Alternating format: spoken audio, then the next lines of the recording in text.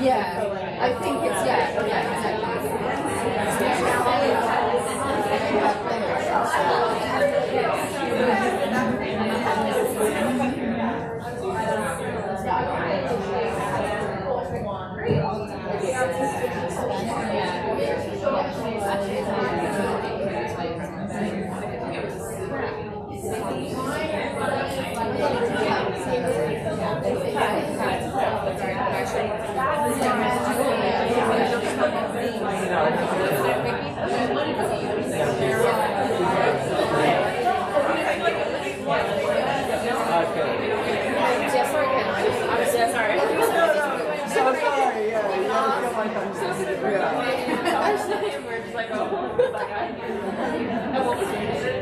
My name is Allison.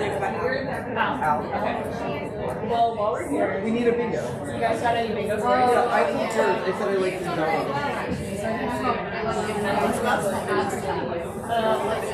Oh, you do work in Gaia. Yeah, that's what I work. That sounds cool.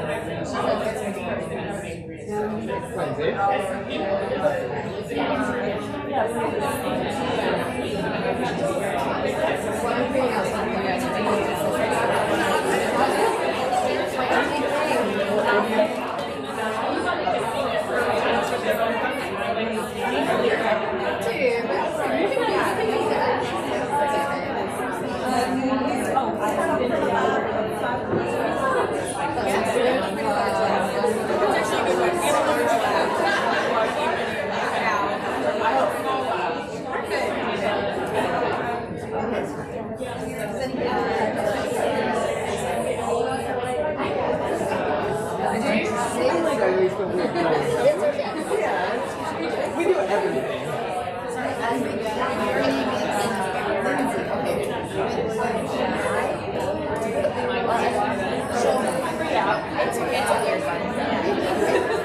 Several Y's.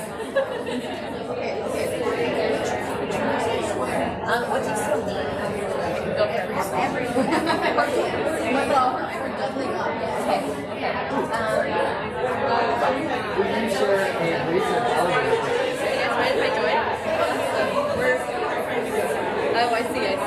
Oh, but it has to be fantastic in order for it to work. Oh, can you do a fantastic? I'm gonna try. Well, if you think it's fantastic, then We'll give you a round of applause. Thanks, Lindsay, the postdoc and research on what we do, and I broadly take care for the well-being and children and parents of the That's fantastic. It was a quick elevator. Second floor. We're here. So the worst thing is when the doors are opening and you're only halfway through.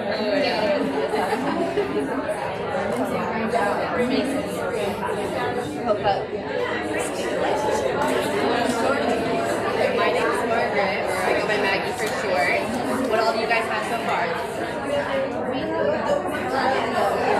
Okay. I'm doing a poster. So we have one already.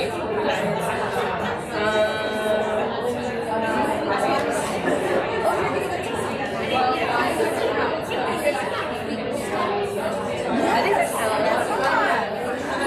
What's your name? Nice to meet you. You have tips to maximize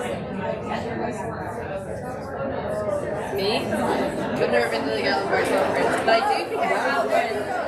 Oh, okay. So you guys don't have that one. Great. Maggie.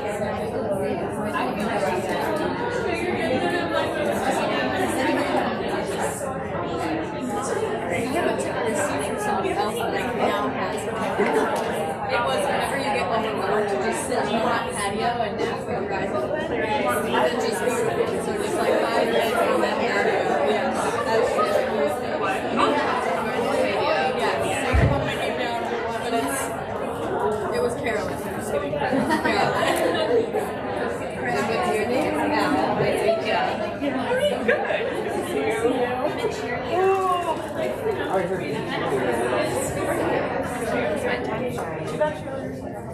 That's why but they're every year. So you don't have sorry. Do you want to go like is that like junior? Yes. I'll bring you box. Mark's gonna do today.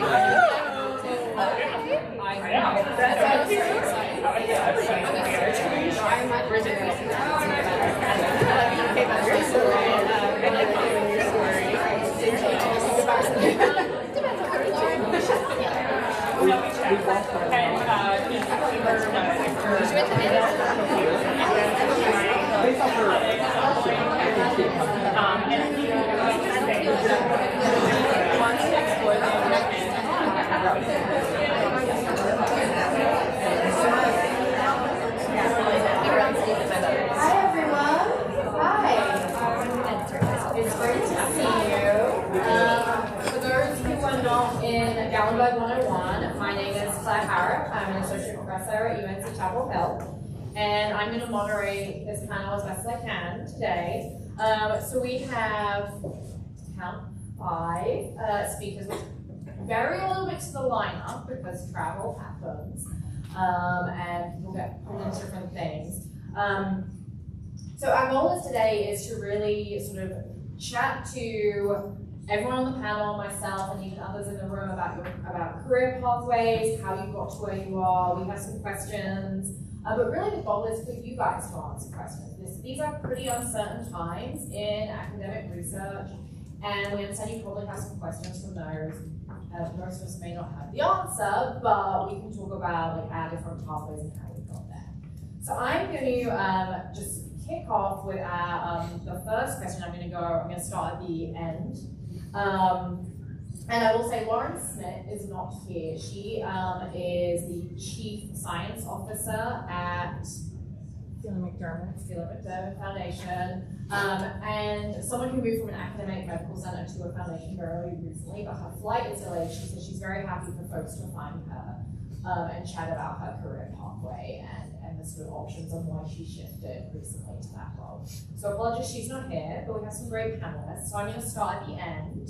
And the first question I have for you is just basically introducing yourself, what is your current role, and if you could give us, well, we'll start with just introducing yourself and your current role, and then I'll go into the next question.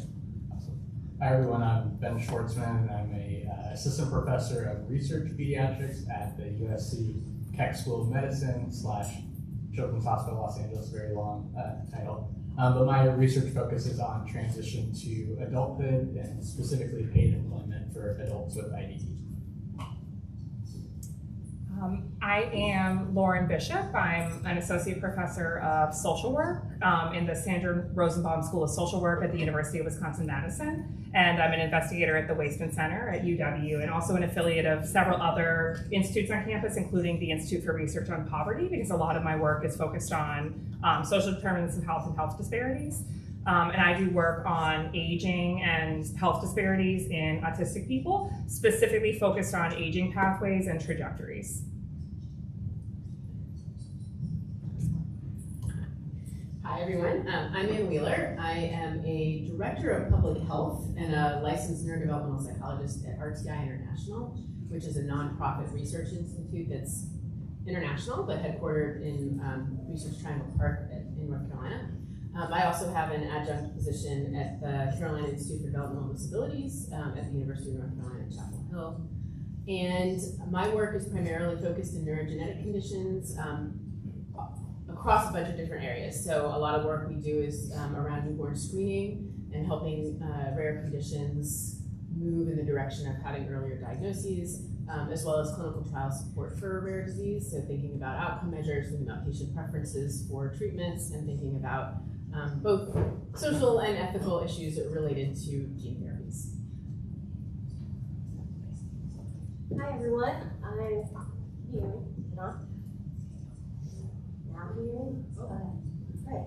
I'm Jessie Greenlee.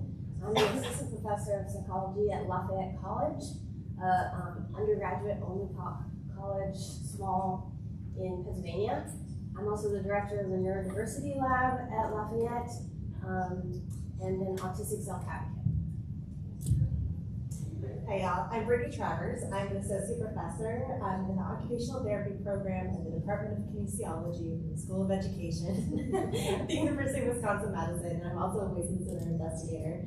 So my lab looks at motor features in autistic individuals and uses it as a lens to think about the impact on daily living skills, but then also on trying to understand the neurobiological basis of autism and other neurodevelopmental conditions. And I am the person who's subbed in today. Yeah. Big credit to Brittany for just stepping in to help us.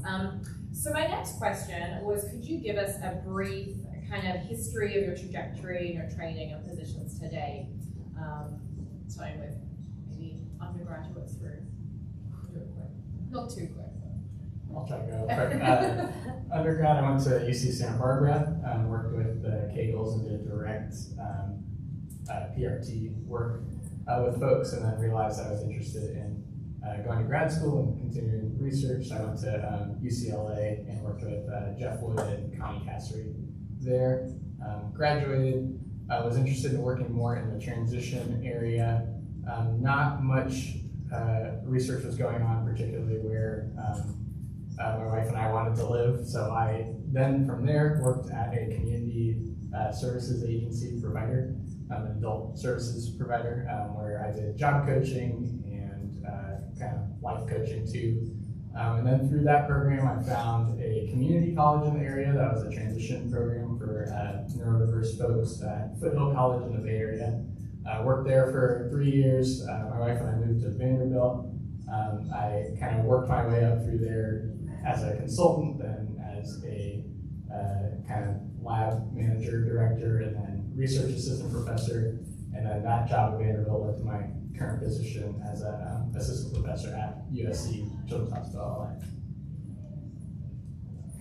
LA. Yeah, so I majored as an undergrad in psychology and didn't think I wanted to go into academia in any way because I grew up in rural Ohio and I had this friend in college who had a research job, and her whole entire job was at the end of experiments in a mouse model lab at the end of the day. She would take the mice and she'd put them in a little tiny mouse gas chamber and then use a little tiny mouse guillotine to chop their heads off to make sure they were really dead. And like, I've been a vegetarian since I was 11 years old. And I was like, well, science is not for me. I want nothing to do with research or science, because that was the only thing that I thought of as what science is. But I also, in college, was a scholarship athlete. My whole education was paid for essentially with sports. And, was always told, oh, you'd be really great at research, but I thought, oh, I want to go into coaching. I want to do something totally different. But then got injured my junior year of college and had to pivot and figure out the other stuff that I wanted to do. So I ended up taking a research job because I needed a job, and that was the job that I could get. And just really loved it. Was doing community-based research, going out and doing interventions with adults with Alzheimer's disease and their family caregivers, and had also worked with people with intellectual and developmental disabilities, and specifically autistic people, since I was 15. And knew that I wanted to learn more about autism, knew that I wanted to be a clinician, and went into a master's in social work program. And then in that realized, oh, I could actually combine research with this clinical work that I really want to do and build a career on this. And it sort of clicked and felt really natural. But I in no way intended to get to the point where I was getting a PhD and pursuing a research career. And then when I was in grad school, at the end of grad school, I applied for jobs and tested the job market, in a very minimal way at the end of my third year of my PhD program, and got an interview at UW. They gave me the option of staying in Madison for a postdoc before I started the faculty position. So I was able to do the Waisman Center T32 before I went into my faculty position, but had that pre-negotiated going in. So I knew that I was writing grants for that faculty position and that I was going to be staying on campus and setting up my lab at the Waisman Center. But it was a really circuitous path, and I never intended to be here in life. I thought I would be doing something totally different. And in the last couple of years, I've actually been able to sort of combine my previous life in sports with my current life as faculty, and I'm on our athletic board at UW-Madison, and I'm the rep for women's volleyball, and am pretty heavily involved in the student well-being initiatives within the athletic department, and the mental health and neurodiversity initiatives too. So I also am not doing what I had ever intended to do. But I will say that I very early on knew I wanted to work with people with intellectual disabilities. I have a first cousin who has ID, and we have ADHD all through my family. So I thought when I decided in undergrad, I majored in psychology and anthropology and did some research in as part of my undergraduate training, primarily around like the health benefits of disclosure trauma. So not really related to what I do now, but I was super interested in the research process. And also because I wanted to work with people with ID and LD, I started doing volunteering work in undergrad at locations, a specialized school for kids with learning disabilities, and did some one-on-one treatment with kids with autism. And then took a year off from between undergrad and graduate school and was just working at the YMCA. And they assigned me as a special needs therapist or counselor because I had experience from undergrad. And the person that they assigned me, I was just told this was a person with autism, but when I was assigned to them, I found out that they actually had a diagnosis of Fragile X syndrome. And this was the first time I had any sort of knowledge of genetic components or anything genetic being related to outcomes like this. And so that became very interesting to me. I applied and got into University of North Carolina at Chapel Hill with the intention of studying ADHD and learning disabilities in their school psych program, but found out within the first 6 months being there that the largest study on kids with Fragile X syndrome was there at UNC under Don Bailey. And so went over there and made my case for a research assistantship with them, and really never looked back. Started doing stuff in genetic conditions from there on out. In my clinical internship, I didn't do anything with IDD. It was all mental health, psychiatric mental health stuff. But coming back, looking for a postdoc, I took a part-time postdoc at FPG, continuing the work I did in undergrad on the Carolina Fragile X Project, and also was working on clinical licensure at what was then the Center for Development and Learning, now has become the Carolina Institute for Developmental Disabilities. So I did my postdoc work there and stayed on my first position as a faculty member at UNC. And was there for 8 years, wearing all the hats. I was doing all the research, grant writing, and teaching in the school psych department, and on like 8 clinics, head psychologist, so like 8 clinics where we were training students from undergrad all the way through postdocs. It was a lot, and I decided I really needed to focus on one of these areas, and I had just gotten a big grant, and I was like, I think it's gotta be research. And so Don Bailey, who had been my mentor at UNC, had recently moved over to RTI, and I started looking at other faculty positions where I might be able to really focus in on research, and he was like, we have a position here, why don't you try it out? Never ever intended to be in anything private. Was always going to be working in university settings, and so it was a very big jump for me. But my family situation was such that, and what I wanted to do, it just fit in all these different ways. And so I moved over to RTI. It's been about 12 years over there now. And I get to do a lot of the research that I really wanted to dive into when I was in an academic position, and I assume there's going to be questions that are more detailed about why I moved, so I'll get into that. But anyway, RTI has been a great place. It's I also, like I said, maintain a position at UNC where I still do 1 or 2 clinics a month, so I continue to do my clinical work without all of the challenges of trying to balance that with other components. So my journey, also not linear. I went to undergrad at Kenyon College and was a psychology major, but had no clue whatsoever what I wanted to do after graduating. And so I took a job at Johns Hopkins University with a lab looking at anxiety transmission from mothers to young kids. That then led to another job at the University of Alabama, working with older adults who had arthritis. I mean, I was kind of all over the place, didn't really know what was happening. And then I ended up applying for a job at Vanderbilt with Jeremy Beecher Vanderbilt, who does research. She's now at Columbia, but does research with autistic people and individuals with Fragile X across the lifespan. And before getting that job, I had no exposure whatsoever to IDD work at all. I had no clue that this was a thing that you could do research on or spend a career on, which is a little bit ironic given the neurodiversity in my family, but we'll just ignore that for a second. So I worked with Jeremy from undergrad to grad school was a total of 5 years. So I took 5 years off before going to graduate school. I went to graduate school at Virginia Commonwealth University for developmental psychology. So I'm one of the rare birds that doesn't do any clinical work whatsoever. I never was trained to do it, and I will never do it. So I spent 5 years at VCU working on pediatric cancer and pediatric asthma. But I also did the LENT program at VCU. And that sort of the combination of working with Jeremy at Vanderbilt and his studies, being able to do the LENT program at VCU, and sort of getting a really broad developmental training kind of landed me to go to the T32 at the University of Wisconsin, the same one that Lauren did. And that was really great.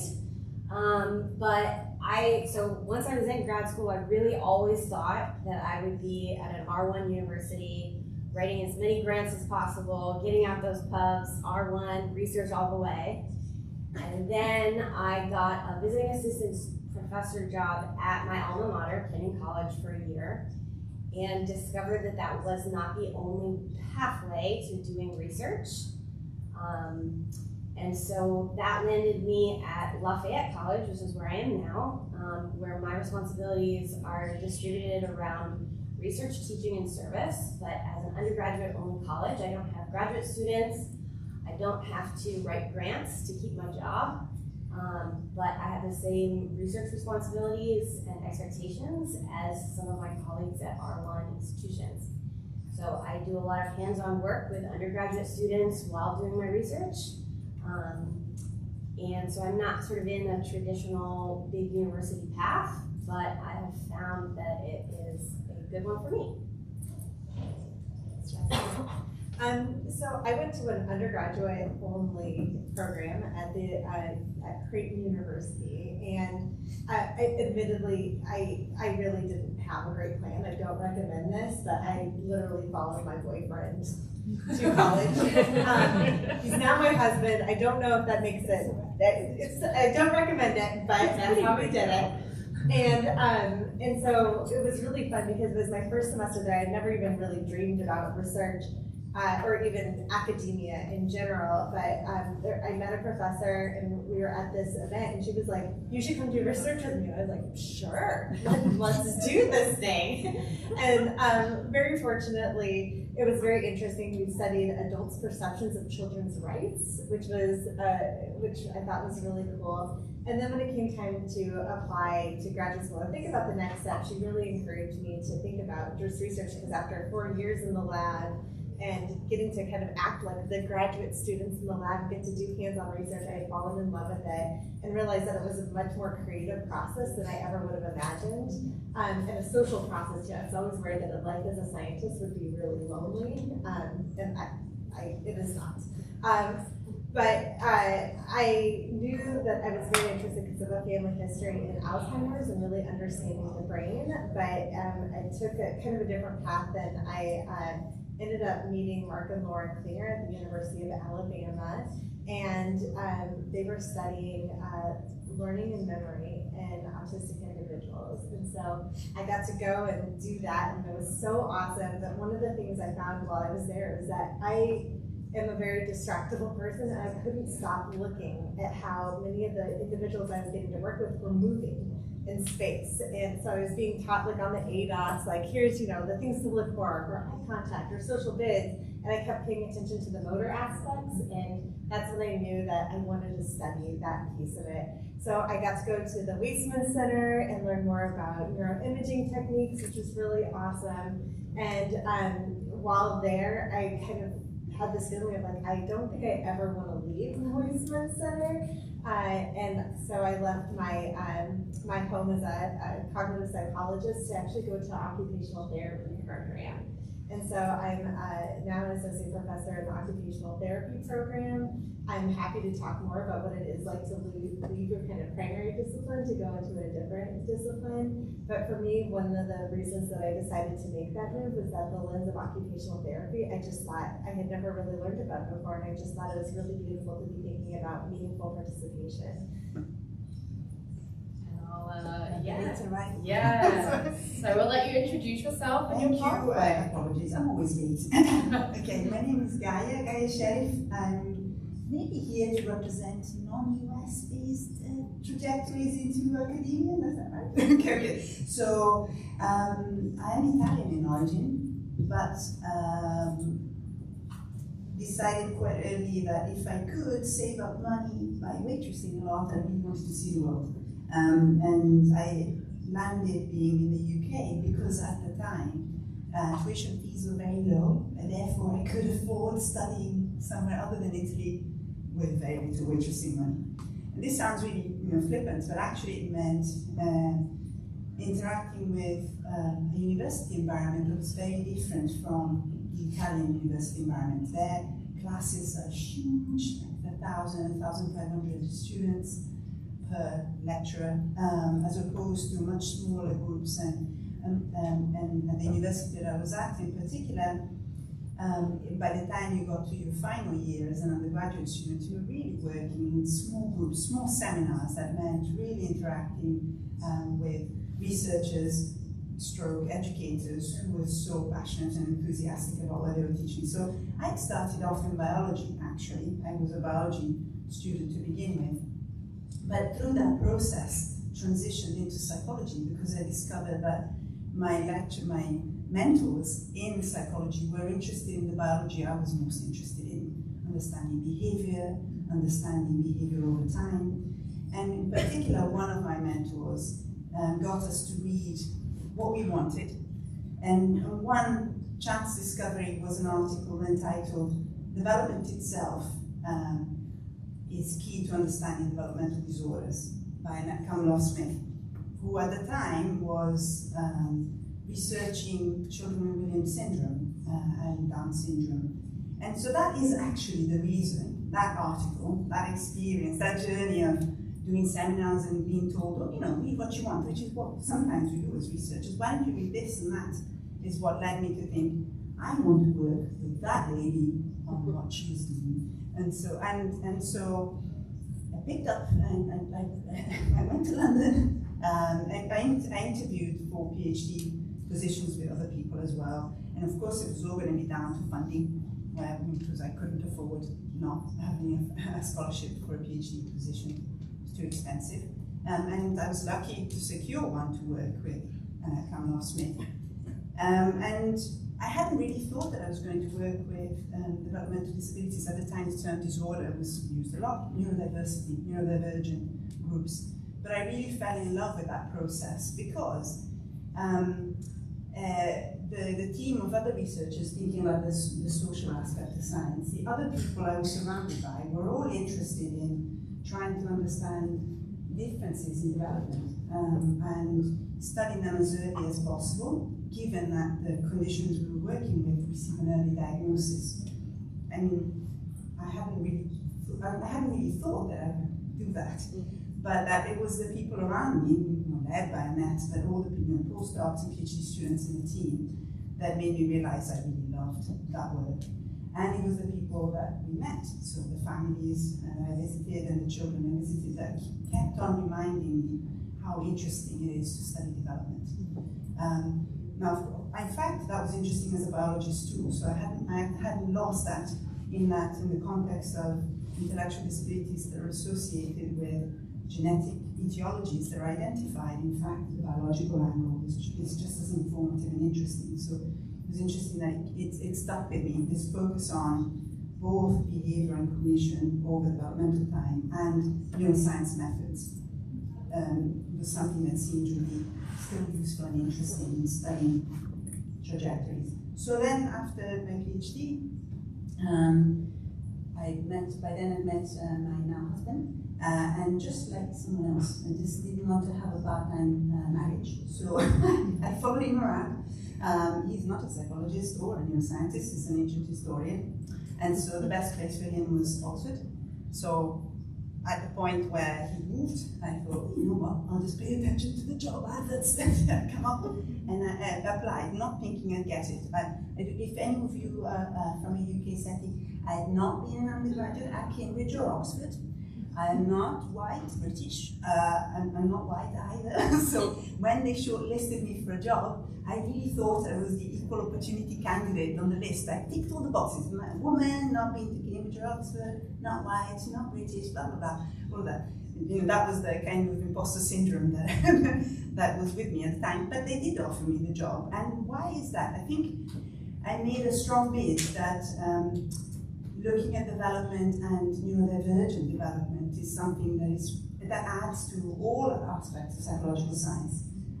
We study cognition, we study behavior, we study change over time, educational implications. You can speak to so many disciplines, neuroscience, you can speak to so many disciplines if you're interested in intellectual disability. And so maybe that was what sold me as a future colleague. And I've now been in Oxford for 18 years, which is the longest I've been in one place in my life. It's quite a long time. What do I like about the UK system? Again, I only know what I know, so I don't entirely appreciate the differences with North American institutions, but I hear from colleagues that, and I mean, apart from the shock of what's happened in the last couple of months, which is just interesting, at least from what we hear, pretty traumatic to academia in the US. I mean, even just before these big shocks, and that there's more of an emphasis in the UK on less on quantity, so less importance of how many papers you publish, and more, you know, what's your work about, you know, what's the quality of the work that you produce, and that is in fact something that universities are held by something that's called a research assessment framework, the research assessment exercise, where quality is what gets scored, not just quantity, which is I think quite interesting. At Oxford, there aren't just stuffy people around, there are very nice people who really care about education. I didn't think so when I got there, I thought there were all going to be stuffy people. No, there are very nice people, and a dual mentality of focusing on research, but actually of upholding educational values to the highest. So I teach undergraduates all the time. I see them in groups of 1, 2, 3 students as well as lectures, and I value that a lot as an educator. So as a faculty member, we're required, and I would say most of us really like the fact that we work with undergraduate students. They are intelligent and clever minds that we want to add value to, and so that's really interesting. And I'd say most of the positions in the UK are joint; they're never on, more rarely research-only positions. So as a lecturer, as a faculty member in a UK-based institution, you would be doing education on the graduates. It's quite rare not to. And I think that's it. Yeah, I will briefly, as someone who has trained in the UK and the US, I'll try and do an abbreviated. But it was funny because you mentioned Annette Carmeloff, that is the second time today. Oh. And I include every talk, anyone who's ever seen me talk, I include that quote in my talk. And my lab jokes will be on my tombstone. So development itself is the key to understanding developmental disorders. So I did my undergrad in the UK at the University of Durham, which is what we think of as just under Oxford and Cambridge, but still very stuffy, very white. And I engaged in research there with a professor called Sue Gathercole, who's very famous in the memory field. And I actually followed her to do my master's at the University of York. Where again I was in psychology, and then I did my PhD at the University of Manchester, working with Jonathan Green, who's a child psychiatrist, working in early intervention in autism. But till then, I hadn't worked in developmental disabilities at all. But one of my professors put me in touch with him, and that's how I got into that PhD program. Fun fact, as I was telling Gaia over email, I actually interviewed for a PhD with Gaia at the same time, and I was convinced, this is what I told myself, because Oxford is a little stuffy. Yeah. It was an hour-long interview. I had to give a presentation. I remember this vividly, and I stood for the whole hour, and I was like, is it because I didn't have the initiative to ask to sit down? And I just remember being super uncomfortable in my heels, like stood up for an hour, so don't wear heels if you interview Oxford, because you may have to stand up for a long time. But after my PhD was very focused in early development and autism, and after that, there's very different tracks in the UK. So the clinical psychology program is called the DClin, and then you have more of a research PhD. And I thought I wanted to go and do a DClin. At the time, I'd gone straight from undergraduate through. So I was 26 at the time when I finished my PhD. So I thought, well, I'll go and do a clinical PhD. And I went and worked for a non-profit doing research with adults with schizophrenia, because I've been working solely in autism, and I hated every second of that job. And it was, I didn't like working for a non-profit. I didn't like the focus of the research. I wanted to be back with my kids. So I went back to the University of Manchester to do a postdoc, but at that time, I applied for a visiting postdoc at UCLA, which was funded, and I went to spend a semester in Connie Kazari's lab at UCLA, where I met Ben and Jessica, and various other people, and I ended up staying for 2.5 years. I moved my husband out. He had never left Manchester in his whole 29 years till he had moved to LA and took up surfing. So he was very jealous I'm back on the West Coast. So I was there for a couple of years, and then Brian Boyd, who's at UNC, said approached me to see if I would do a postdoc with him, and I was kind of fine being a postdoc for a while. I think people kind of sort of shame you into being a postdoc. It's a bit like being a postback for a long time. Like, I loved being a postdoc. It was the most freeing time of my life. I could think. I had no responsibilities except my toddler, like my newborn and my toddler at the time. But it was just really nice to think and do my own work. We started to get settled in the area, so I applied for a KL2, which is an internal K award, which allowed me to become faculty. And like Bridget and others, my position's kind of odd. I'm in health sciences in a school of medicine, but I'm a developmental psychologist. And so what that looks like is my lab looks kind of like a psychology lab, but my students are from speech and hearing. They may be from occupational therapy. They may be from developmental psychology. On the service side, most of my time is research, but I only teach PhD students, so I only teach grant writing, I only teach research methods, which is really very fulfilling.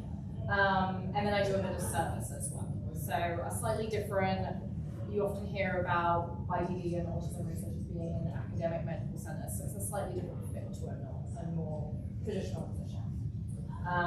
So that's how I got here, and I've been in the US ever since. We'll see. So my next question for people is, how did you decide, for those of you who have moved around to different positions, when did you kind of decide it was the right time to transition, and how did you decide between particular roles? So academic versus industry versus foundation, like what sort of drove those? And anyone can jump in at this point. I'll go first.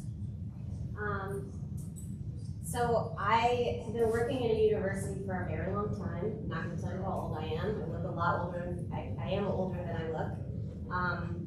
And one of the things I was noticing as I was moving through these institutions was how stressed everybody was at R1s. Everyone was so, there was so much work. And people were writing grants and not getting them, and writing grants and not getting them. And they'd get 1 out of 10, and then they'd have to start over because they need to keep funding. And it was just this crazy cycle that I was watching. And I just kept thinking there has to be another way. And that sort of led me down a path to think about non-large university institutions, like the one that I'm at.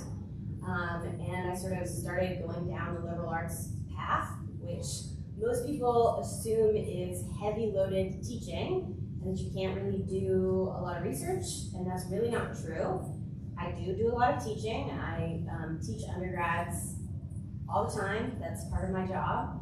But I have a very active lab that includes a lot of undergrads. And I think one of the cool things about, and the reason one of the reasons I like where I landed is I'm not required to write a research grant to keep my job, ever. I'm allowed to write as many grants as I want, and they encourage it, and I do. But the success of those grants does not impact my ability to keep my job. It also doesn't affect my ability to fund my students. So funding for my undergraduate research students comes from within the college, as opposed to requiring outside funding. And so I feel free to do the research that I want to do because I am not beholden to the grant system. In the last couple of months, that has made me feel really, really lucky. I'm in a position that I don't necessarily worry whether or not I'm going to have a salary because I'm not required to have grants. But as Claire just said, a lot of times I think people think you've got to be at a medical center or in a giant place to do IDP research, and that is not the case at all. And I guess what I just said, there are other options. It doesn't have to be sort of an all or nothing situation.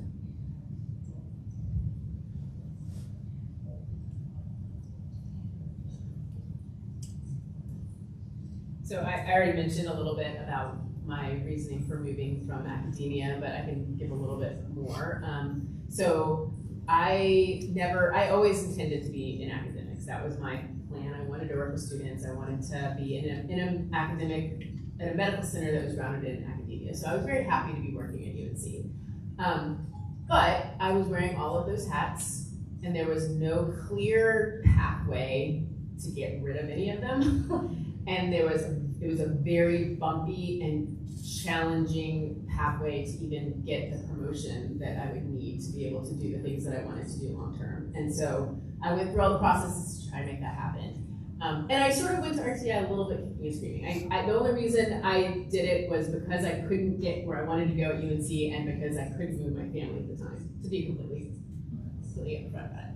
But I have to say that once I was there, I didn't look back. And I will say that even now, 3 months into this craziness in our country and the loss of like 500 jobs at RTI, which is very, very challenging, I still really like it there. And a lot of main reasons are because I do have a lot of freedom to pursue the things that I think I'm interested in, pursue the grants that I'm interested in, and get a lot of infrastructure support, way more than I ever would have gotten in academia to write these grants. So we get whole teams to do all of the components that the principal investigators usually have to do. So there's a lot of support behind it. And the other thing that I found to be really rewarding about working in, a couple other things that have been really rewarding about working in a nonprofit.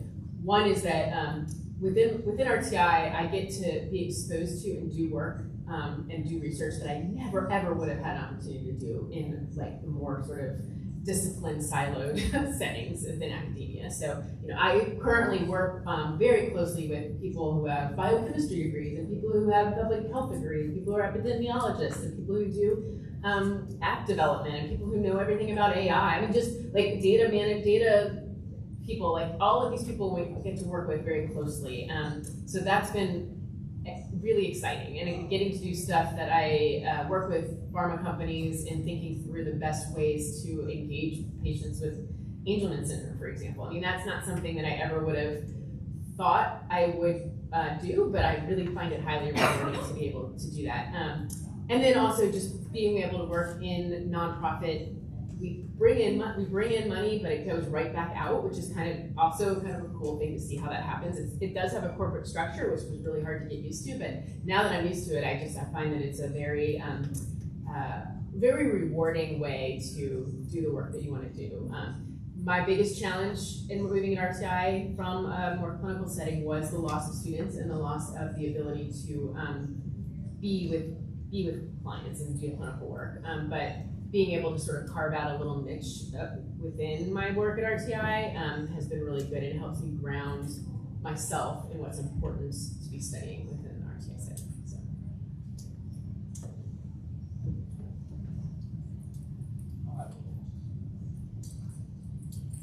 And just to add a little bit to that, I had a little bit of the challenge of went straight from undergrad into my PhD program. So then when I started looking for jobs, a lot of the feedback I was getting was, well, you don't have any experience. And so we moved up to the Bay Area at that time. So I was kind of trying to piece together a couple different jobs.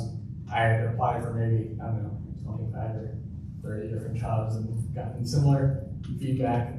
And so I'm like, okay, I guess I'll just go maybe work as a one-to-one aide at the school district. And I was going to get paid like $15 an hour or something. And I was like, well, I have a PhD. And I was trying to argue for a little more. And she was like, well, you can go talk to Stanford about your PhD. Here we don't really care about that. So I was like, okay. So I kind of got the information delivered that, okay, I need to, on top of just having a PhD, the real world experience that I got at some of these different jobs will end up leading to some of my additional research questions that I came up with that eventually led to my research base that I was working on. So I got to be a job coach at a community provider agency and got to see some of the problems with the system. I got to run a program and learn about budgeting that way. Then I went to the community college system and kind of learned that entire system too, and then again learned a different set of budgeting. And so that's really been beneficial with applying for grants and then making those community partnerships, so you're not just what you're doing stays at the university, you get to know some of the other agencies that you're going to have to work with for your research to translate. So that was a low at the time, but I look back and a lot of the jobs I've applied for, they've highlighted that I've had that experience when I've applied, and they valued that, so it ended up being positive. Not even practically, because maybe so I've not moved other than from biology to psychology very much, but I wanted to talk about a different kind of movement because maybe there's the impression that well, I don't know. I want to dismantle the impression that what you've got to do successful work in IB is to focus on your work. Of course, I think that the interactions with families, with NGOs that support the families, I haven't worked for them, but I've worked with them, and it has really enriched my academic work in a way that I think if I'd just done work with neurotypically developing children, it would not have happened. So you may stay in academia, but I've worked with NGOs, or you may stay in academia, but be really interested in children and young people as a transition through education. So by default, then you will need to think about how schools work, how special educational needs are dealt with in the classroom. And so actually, you become a rich conduit of information for families that sometimes they don't have otherwise. You may be the only person who specializes in some aspects of development that is specific to their difficulties, but you might meet all of the professionals that are not academics that support those families. So it's a really interesting way of thinking about how, whether you stay in academia or not, as somebody who's interested in intellectual disability, you might be a very interdisciplinary and intersectoral person working with NGOs, if not in an NGO, working with NGOs.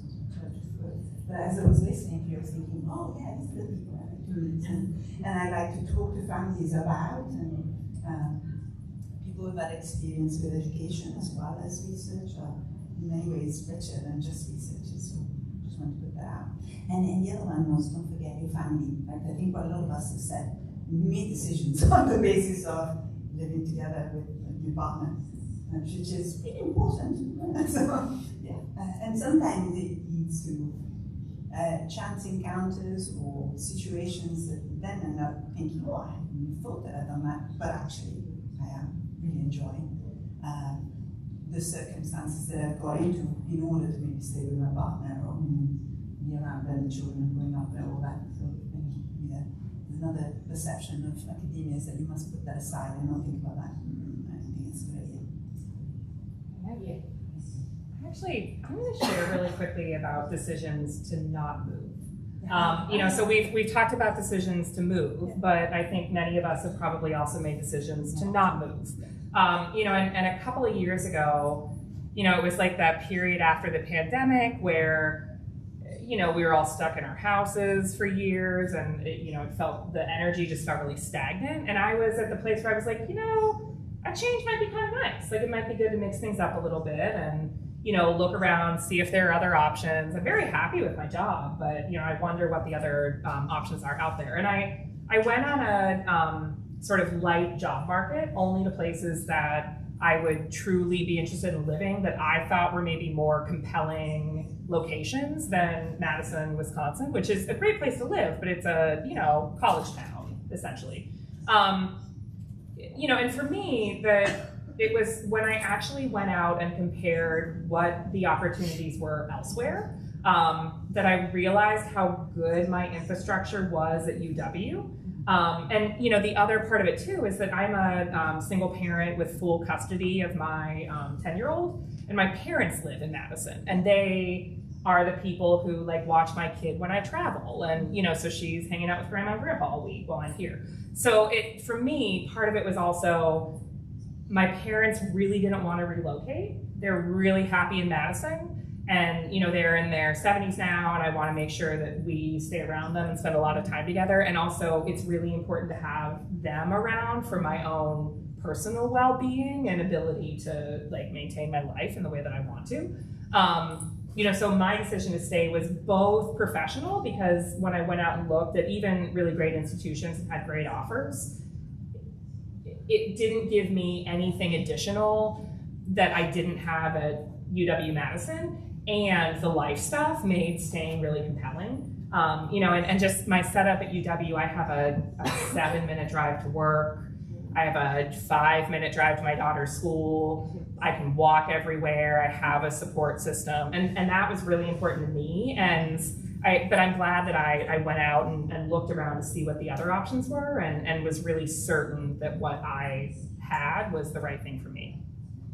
Yeah, I will say that as well as someone else who's been in a similar time, and you don't just make the decisions on the money that's being offered or the package. You're often at this point, even if you're in grad school or younger, you have other things to consider. And so my children, for example, have really both my kids were born in the US, and they would like to move back to the UK, and we've talked about this, but then telling them that it's not going to be right by grandma and grandpa, that's not going to happen, and we may have to move twice, and then when you think of the age of your kids and things like that, it's really challenging to factor those in. So for me and my husband, who has followed me from LA and then across to North Carolina, we're just kind of happy where we are, because it is a real challenge to move, and there's a lot of those lifestyle things. And I often will say to people in my lab, well, you can kind of live anywhere for 5 years for grad school, but then when actually, in reality, you want to be happy. This is 5 years of your life. You want to be somewhere where you are happy personally and professionally. So definitely consider those things. I'll just put in one of the great things about working at RTI is that I can work that job anywhere, which does provide flexibility. I have not moved. I did not want to move when I made the decision to go to RTI, because I did have 2 little kids and a spouse with disability. But now I think I could have moved pretty much anywhere in the country and keep my job, which has been a really nice bonus to have in this situation. I'm actually going to take this time to open up to you guys, because you've listened to us. I'm sure you've got some questions, so I'm happy to walk around with the mic. This is such a lovely back. Yeah, it is so nice.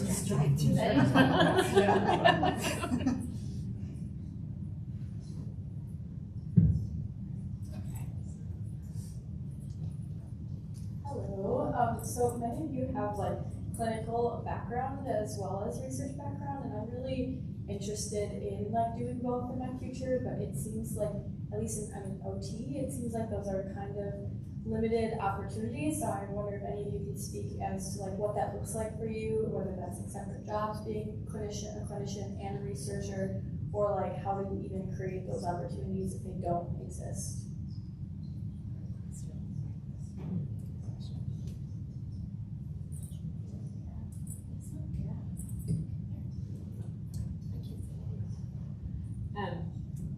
Yes, so I currently do probably 85% research and just a little bit of clinical work, but as I said, it was really important to me to continue doing both. I have colleagues who are pure clinicians and I have colleagues who are pure researchers, and they're wonderful, wonderful people, but I feel like you miss something big if you're not doing some of both.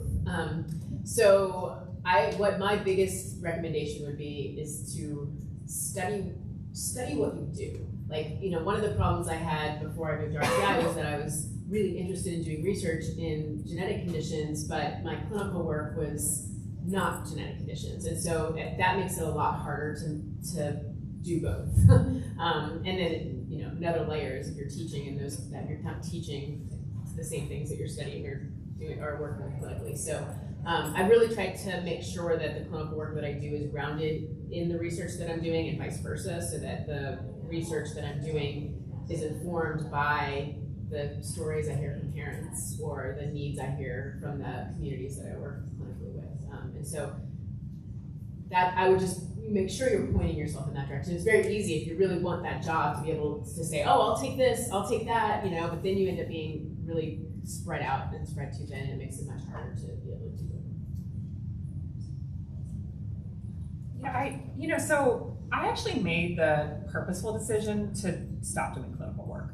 So I was working clinically as a social worker, doing social skills groups and extended school year programs for autistic youth, and I loved it. It paid like $16 an hour, even when I was supervising, paraprofessionals and other social workers. And it was exhausting work, right? I knew that being a clinician was not something that I was going to be able to do for my entire career and for my entire life. So I made the purposeful decision to go into research and not clinical work.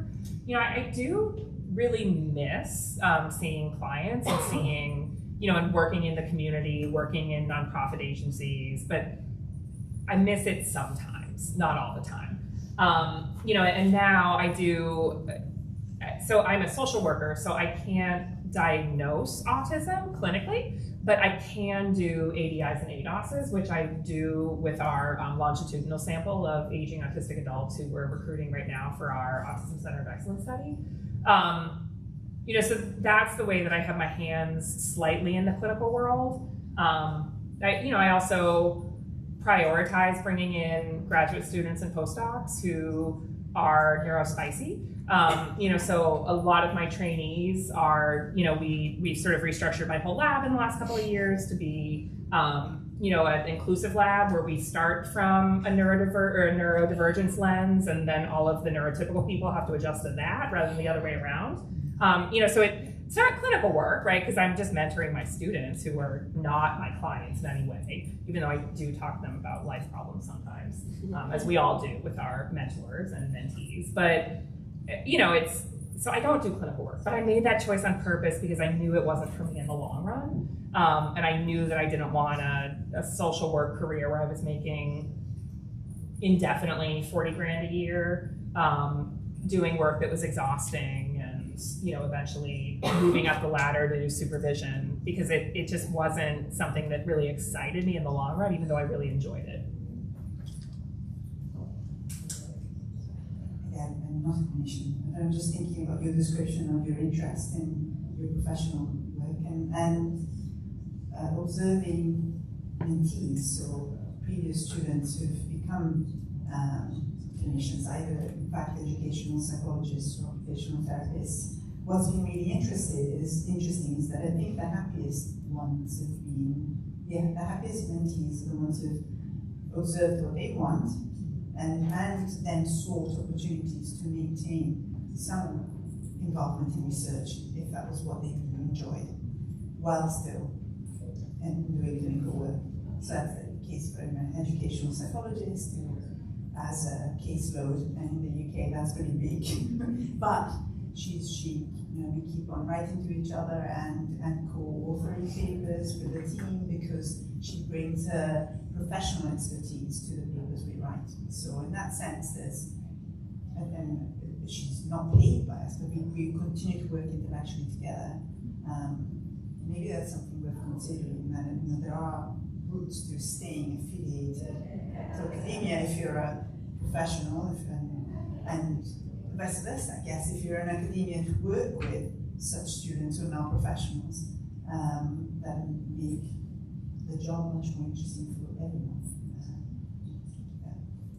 Yeah, and I'll add, and I wonder, Jessie, you probably feel similar, like we are developmental psychologists, and all the work that I do is very much with individuals. So a lot of my job now is administrative service, and I've made active decisions in my career to not get as involved in service and admin roles, because a lot of the joy that I get is from doing assessments as part of my projects. I don't do them as much now, but I make sure that I'm doing those things because that's what brings me a lot of joy. So if you're thinking about your program of research, I think all of us, we're orientated, we gravitate to these roles because we want to work with individuals and improve support individuals. So you're doing that with your research lens, but I also actively try and do that within my day-to-day, even though it isn't as much as I want to. I'll add too, I don't have a clinical license, I'm 100% research, but I have had some creative grant funding projects with private organizations, private foundations, and state government funding that have allowed us to be super creative with what we want to do, and it's very applied. Everything I do it's directly responding to some sort of need in the community, or a state agency that says, we're having this issue, can you help us come up with a training curriculum for staff to figure this out? So a lot of that is built on some of these partnerships with people in the state. And so it's, even though it's 100% research, it's not just sitting behind a computer doing data analysis all the time. It's very much making partnerships, working with people, solving real problems that are happening. And not a single one of my grants is through NIH or NIMH. It's all kind of these creative outlets where we kind of get to work with people and come up with, maybe we could find some funding through the state for that idea that we kind of came up together in that partnership.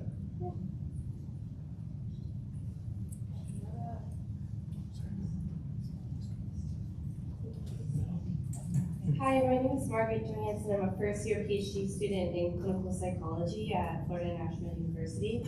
As a first-year PhD student, I know I want a career in research, and I don't know what opportunities to seek out in my graduate experience. I was wondering if you guys could enlighten me and give me some suggestions.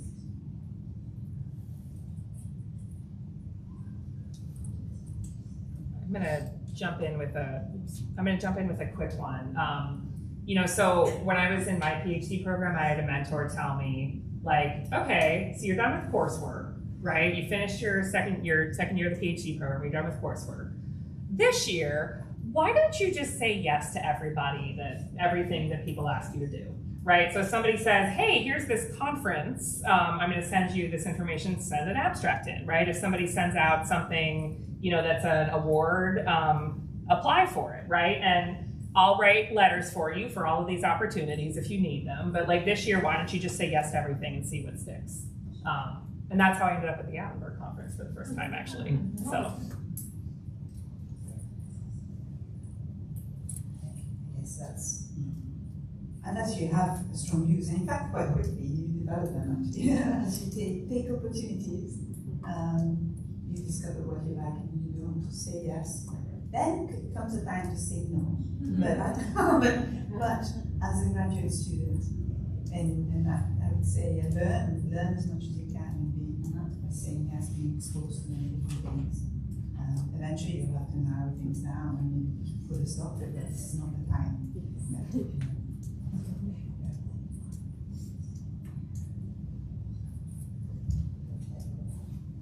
I think this is not okay. Perfect. I think one of the really coolest things about academic training is that there's no one pathway to this, right? And so I think it can be a mixture of following your passions, but also thinking about where is it that you want to have some experience. So I often tell my mentees that it's really hard to know kind of what to recommend for the next steps until we think about like the steps after that. And those can always change, and they probably will change. But the exciting part is that if you at least have some idea of that, then it can be really helpful to kind of then work backwards and think they're like, oh, well, maybe it's a matter of being exposed to different literature, or a totally different viewpoint or lens, or even digging more deeply into the lens that you're thinking about applying to your research. But I do want to just advocate for the fact that there's not going to be one pathway for that, and but it's such an exciting journey.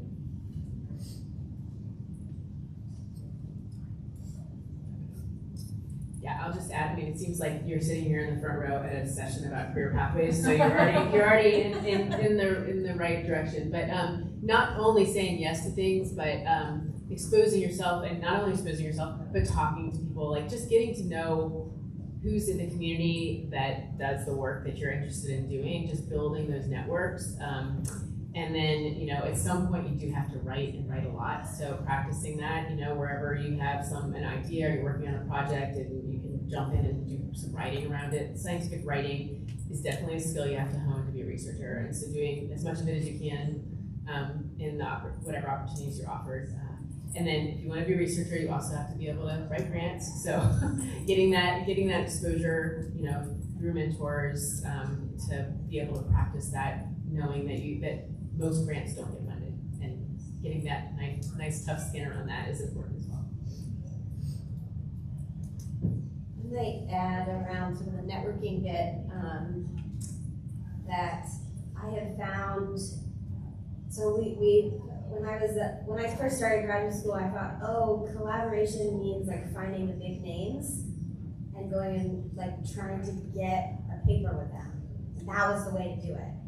And what I've discovered over time is the best collaborators are your peers. It's the people around you who are doing things with you, going through the experience right now. And that is my collaboration network, are my peers. And so, obviously, if you have an opportunity to work with like the person in your field, amazing. But I would not ignore your fellow grad students, the grad students that you meet at places like Gatlinburg, the other labs that you can maybe zoom into, or just sort of the peer networks that you can build. I have found that those are where the most fruitful research collaborations have come from.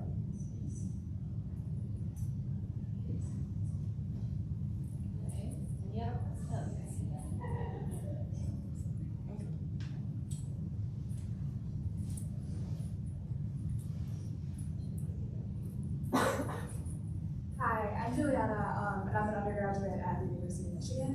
I'm kind of trying to figure out whether I want to go academia, government, or like NGO. And I'm really interested in research, but I'm also very interested in policy implementation and like policy assessment. And so I'm wondering, as like I think most of you are in academia or nonprofit, kind of how that fits into your career, and like whether that is like a big thing you have to focus on. I'll actually take this because I do some policy research. So for me as a social worker, we are trained sort of not just clinically, but we're trained really holistically to be able to look at the person in the environment. Part of the environment's policy. Doing work on aging and autistic people, you have to include policy, and you have to incorporate policy. And some of the policy related work that we do is, I'll have coffee with legislators and answer questions about what we're finding in research and stuff like that. Or so much of the policy work that I do is really off the books and really just in the community, working with people who just need information, and sometimes also working with nonprofit organizations to help them advocate for things that they need, or help them figure out how to do an evaluation of their programs so that they can use those data to inform asking for additional money or, adding new programming or services or things like that. And we also, in my work, we use Medicare and Medicaid data, which for those who are not familiar are two of our national healthcare programs in the US. And with Medicare data, you can purchase national data on Medicare beneficiaries. And then with Medicaid data, you can either get state data or you can purchase national data sets. So when we're using those data, we also have to be looking at this from a policy perspective and thinking about the patient population as a population of people who are beneficiaries of the service, not as representative of the full population. So whenever I'm doing Medicaid or Medicare work, I'm talking about Medicare beneficiaries or Medicaid beneficiaries in Wisconsin, not autistic people broadly. So some of this policy work is really, it's research, right? But then it's these conversations that you're having off the books with people who just need the information to be able to do their jobs well. Or folks who work with the federal government. I'm on the board of the Autism Society. So help them with stuff like that to, how can we use what the research that you're doing to advocate for different things for our network, so. Thank you. And the UK system is very different, but actually there are so many similar points you were mentioning. So working with either local or national policymakers, because they do want information and evidence-based information for policy, for government review. And so even though, again, that might not get published as a peer-reviewed article, it definitely is responses to white papers, to requests from the government are definitely ways of interacting with policymakers. Working with NGOs, definitely, so advocating with NGOs that advocate for individuals with intellectual disability is an important way to also influence policy. And some of those organizations are very active in government. So I think the other people watching know better how to do the work of working with policymakers, but they still really are helped in their case by having somebody who can talk about the evidence basis. So it's really interesting work that maybe you don't quite see as prominent when you look at somebody's research publications, but it is really interesting. So there's even, at least in the UK, there's an arm of the government that is really interested in working with researchers. So there are mailing lists that you can become part of to hear about briefing papers, so that you can then comment on them as a researcher and academic. So I don't know if you have a similar system here as well.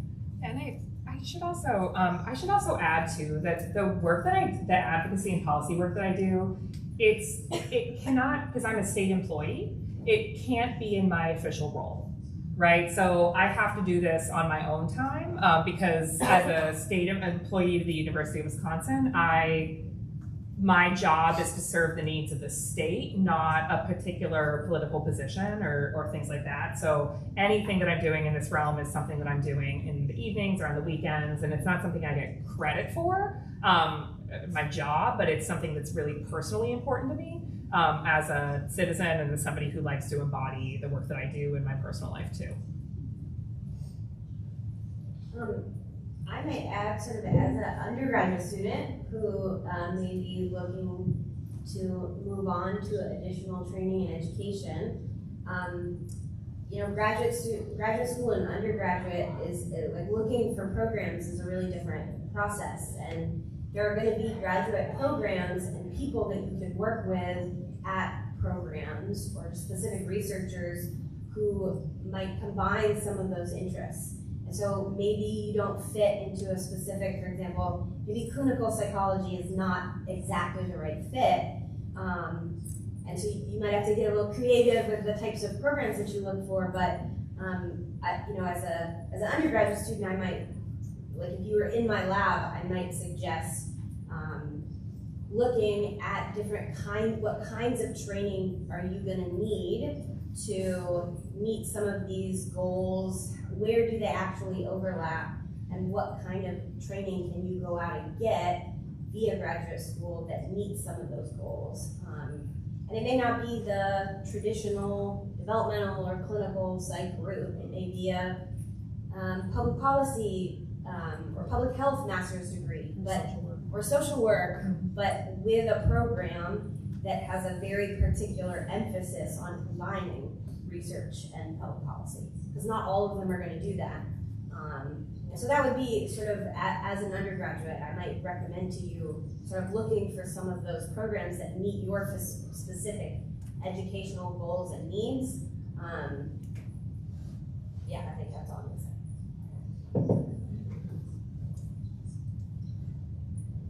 And just to piggyback on that point, if you find people whose careers you like or admire, we like talking about ourselves, so reach out, ask us what we do, ask what our training was, informational interviews with different people in different careers. It was helpful for me going to grad school, asking people who had just graduated that program what they were up to and what kind of research they were doing, and kind of figuring it out that way.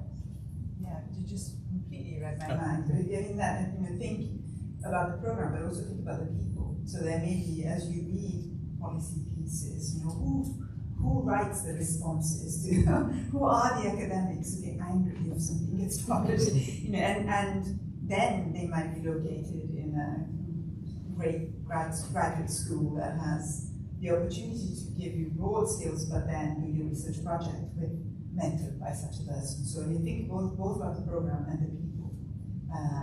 And those could be the graduate students who just finished, but also the postdocs who are there, and the PIs who maybe are doing this moonlighting evenings and not getting paid for it, but are really interested in interfacing policy. So yeah, really interesting. Any other questions?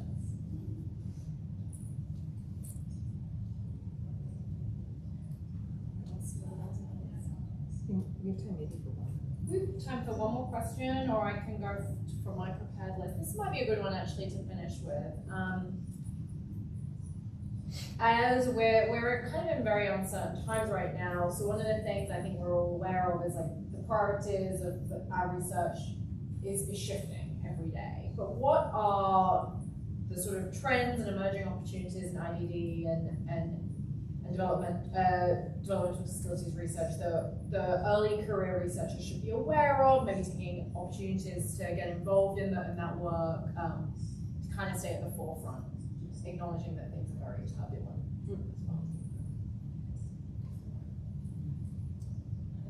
Yeah.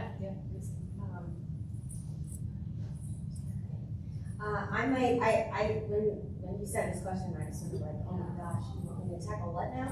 That's such a giant question. But then the more I thought about it, I really think that early career folks, and I say this as an early career person myself, I'm within 10 years of getting my PhD. We have an opportunity, I think, really moving forward in the field to embrace the notion of nothing about us without us. That we are the generation of scientists and researchers that can bring autistic and IDD individuals into the work that we do, to have their voices centered up front and heard, to do the community engaged work that the autistic and IDD community has been calling for decades, but we don't, the government doesn't seem to listen to anything we say. Anyway, but I really think that we are the group that can make that a research norm instead of a specialty. Because right now, if you do CDPR, community participatory based research, you're sort of in this super niche field. If you, it's really popular to have boards, autistic people on their boards. Well, involve us, put us in the research team. We want to be included. We have all of the ideas. And I say we both as a researcher and an autistic person, wearing both hats. I think it's really, really important for us to be the ones to make that change, because otherwise it isn't going to happen. And I think that it's a special opportunity for early career scientists to move that forward. anybody wants to talk about it. Definitely. Yes, it's an exciting time. Really exciting time. There's both a social justice aspect to work in IDED, and it's just a human right for everybody to be recognized and happy and so on. It's also a really important scientific opportunity to understand what it is that can put somebody who could potentially be on a negative trajectory on a positive trajectory. It has all sorts of positive implications. So, and that's what I hear most from parents and from children as they grow up into young adults is something worked really well for me or something didn't at all.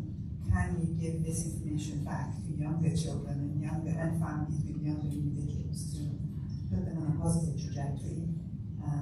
So I think this really exciting times is that when you listen to people's voices, you can then convert those voices into research questions. And maybe we didn't ask it all 10, 15 years ago. It was all about group comparisons, deficits, difficulties. We are now in a position where we can talk about difficulties, but also really positive outcomes and what predicts one and not the other. And I think that's a really exciting time.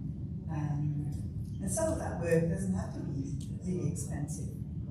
That's the further reason why, even though we're at really uncertain times in terms of funding and all sorts of things, listening to people is not that expensive. and it can motivate really powerful research questions. I think that's really interesting and a good buy into the research in this area.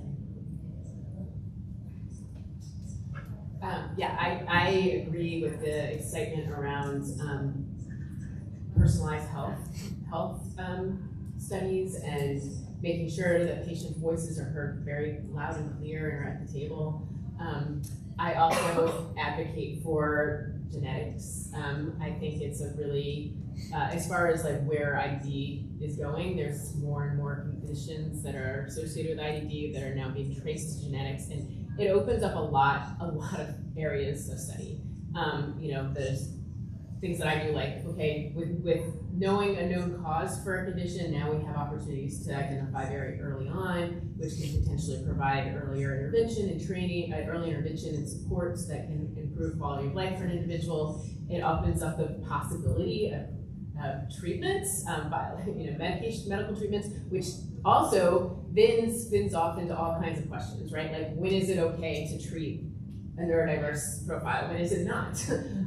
And how do we balance those issues? And then, when we know about genetics, what are concerns that families have? What are things that are, there's a lot of relief in not having diagnostic honesty anymore. And then there's new challenges that open up with having potential for recurrence. How do you help families make decisions about that kind of thing? I think it's an exciting time to be involved in this field. There's a lot of things for us to discuss. And I will say that as far as funding security goes, having diverse portfolios that are not just federal government, but having opportunities to work with foundations, work with patient advocacy organizations, work directly with pharma companies, to really make sure that the voices of the people are being heard by everyone across all of these different agencies. I'll add in a couple of things that other folks haven't mentioned. I think that two areas where there are a lot of opportunities right now are in data science. So, if you have the opportunity when you're in grad school to do a minor in data science and, learn data management and optimization and machine learning and visualization, if you can do that and even take a couple extra years of classes to do that, I think it would drastically pay off, both for a research career, but also for a non-academic career too, if you wanted to go that route. And to piggyback on that, I think that we're also entering an era where industry partnerships are going to be incredibly important, right? So I see research in the US at least moving in a way where we can't fund everything through the federal government like we're used to doing. And we're going to need to work with industry, and we're going to need to work with startups. And that might also have the benefit of accelerating progress towards real world solutions to the things that are really challenging for the people that we work with. So, be open to industry partnerships and take courses in machine learning and data science if you can. Yeah, I really second that, and one of the things I get all my graduate students to do is work with a secondary data set that we had nothing to do with collecting. Yep. So whether that's we've used the National Survey of Child Health for a few papers, we've used, I published using the TEACH data set, which is a series of clinics around North Carolina, but there's nothing more humbling than working with data that you didn't collect for the purpose, for the question that you are asking. Because you will it will drive you kind of a little crazy. You're like, why did they do this? Why did they do that? And you'll be trying to calculate things that don't make sense. But I make all my students do that because I think it's working with big, messy data is just real life as well. I think, yeah, I'm gonna third that. Data science, getting any sort of training in that, and not just quantitative data, but also qualitative methods. Yes. And having that mixed method approach is really important. Yeah. And being able to do like natural language processing too, which is quantitative but using textual data. And then both the, sorry, four, am I four? Data science. But then I think again, for the purpose of understanding what it doesn't tell you also. Yes. So, in initiating ideas on what best data you will collect, or asking deeper questions now about the subsets of the data. But you just can't get that with a big data set. So I think if you do train in data science, you then are better able to understand what it doesn't do. And therefore why you might then still want to do qualitative work or mixed method work or interviews and so on that complement the big want. I'll also second the mixed methods. I think my grad school program did not really teach me qualitative methods, and so I kind of grew up in research looking down on qualitative methods, and now on the other side of it, kind of seeing the power. People love quotes, and especially if you are working with community organizations or people with lived experience, or I guess anybody, but if we need to get more creative about funding opportunities now, these quotes from people who actually have lived through the things you're working on are really powerful when you're trying to make your points and build new partnerships with people. So I've just seen that go a lot further than, I don't know, some percent or some stat that I'm putting up on a slide. The quotes and interviews and videos that we've made from participant experiences have been really powerful.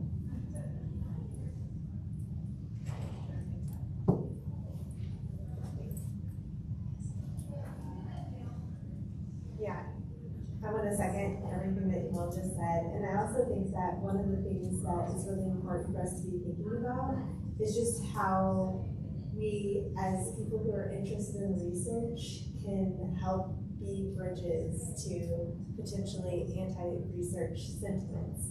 I think that there's a history of researchers saying, dictating what should be done, right? And not listening to other people and listening to their lived experiences.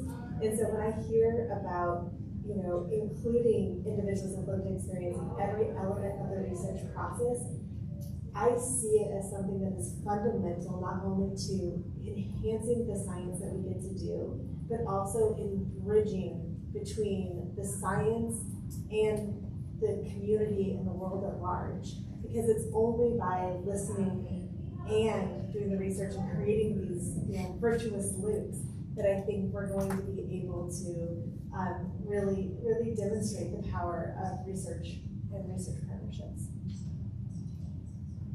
Yeah, I am. So some of my colleagues and I got a grant recently on perimenopause and autism, and I tell the story that this happened because someone came up, an autistic woman came up to me at a conference and said, "I love your work, but have you done anything on perimenopause?" And I said, "No, I haven't." But I think I was 38 at the time. I was like, "It's on my mind, I'm getting older." She was like, "Would you be interested in that?" We started writing this grant together, and she is part of this grant that just got funded in the fall. And it's one of the most meaningful things, we have big projects, we have big data sets, but writing that grant and working with someone day to day on a project that they kind of inspired was much more inspiring than some of the other projects that we put in just because we're on this sort of hamster wheel of putting in grants. So form those partnerships early on. Well, thanks everyone, and give a round of applause to our panelists.